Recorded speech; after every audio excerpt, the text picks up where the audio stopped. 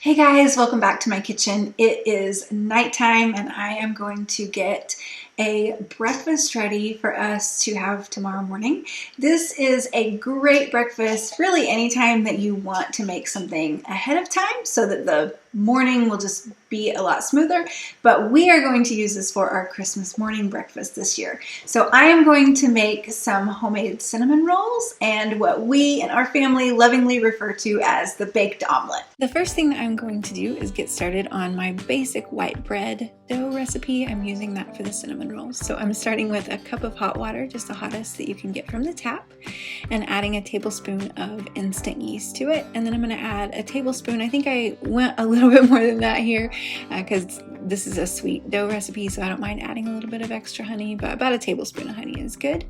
And then I'm going to add 3 cups of all-purpose flour just right on top of that. So you can use all-purpose, whole wheat, einkorn, any of those work. I'm just going to use all-purpose today because that's what I have. And then about a half a tablespoon of kosher salt. If you are using just table salt, about a teaspoon is probably good. With the dough hook on, you're going to mix that and let that kind of start to come together, and then add 2 tablespoons of softened butter to it. And then you're going to knead that for about 6 minutes until you have a soft, supple dough, and then set that aside in a warm place until it has doubled in size.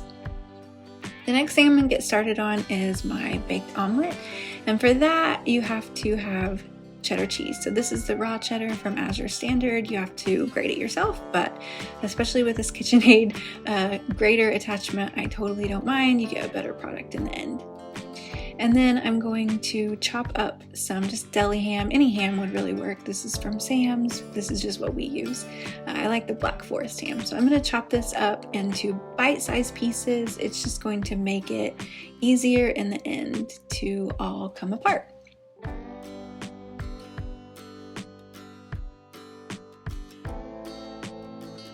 The next thing I am doing is scrambling up 12 eggs. So if you have farm fresh eggs, then you know that you have to break them into a cup just in case you have a bad egg. So that's why I'm doing that. And then I'm going to add a little bit of salt and pepper to it and just scramble them up. I found that a hand mixer works really, really well, but a whisk is great too. And then from there, I'm taking a greased pan. I love these disposable pans from Sam's for things like this. I use them quite a bit if I am like taking food to somebody, but something like this, it's really nice for Christmas morning to just be able to throw these away.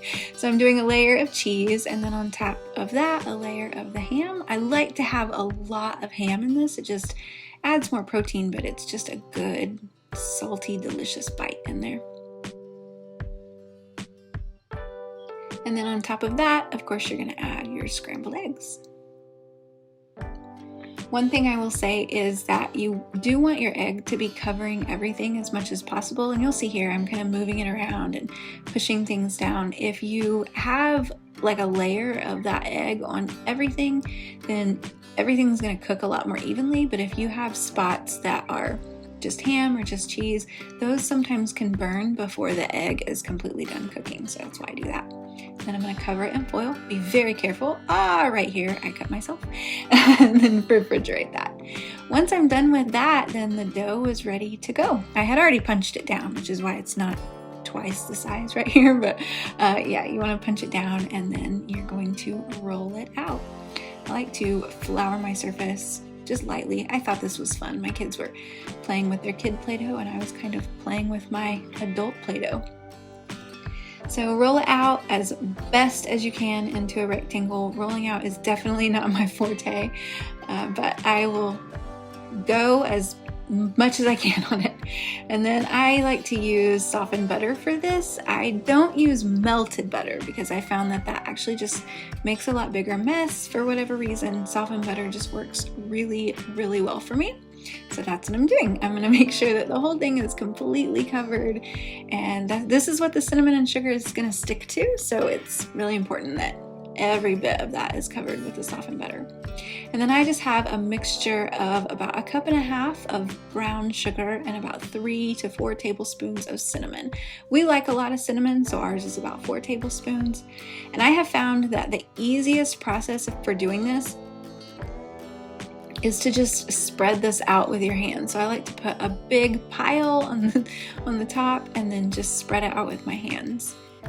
And so that's what I'm doing. I do have a lot of clumps of brown sugar in there, so occasionally I'll stop and kind of break those apart, but I'm not super concerned. But do make sure that you're going all the way to the edges, because we're going to use every bit of that dough, and we want cinnamon sugar on all of it.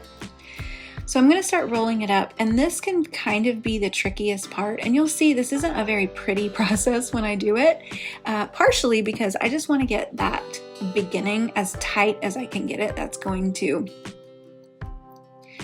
just give you the best result in the end. So that's what I'm going to try to do. So as soon as you get the beginning of it as tight as you can get it, then you are going to just continue to roll it up until you get all the way to the end. I make sure that I brush off any excess flour that there is, and all of that cinnamon sugar that is on my countertop I'm going to use. Next, I cut it into 12 even pieces. I have found the easiest way to do this is to cut it in half, cut each of those in half, and then each of those quarters you're going to cut into thirds. That just kind of ensures that each cinnamon roll is pretty close to the same size. And then I have another one of these pans, and I'm going to show you here. So this bottom edge, which is the side edge, I put down so that the tops of all of my cinnamon rolls will look as close to the same as possible. And then you're just going to put it all in your pan, just like this. Pretty simple. I did take all of what was left on my counter and kind of sprinkled that on top and then cover that with foil. So then next morning I'm getting up and it is still dark outside. So I pulled my stuff out of the refrigerator, and this is what the baked omelet looks like before it's baked. So I'm going to put that in the oven first, and then I'm going to put my cinnamon rolls. You can see that they have risen nicely overnight, which is great. And those also go in the oven. And while those are cooking, I am going to make my icing. So I am starting with just a block of cream cheese.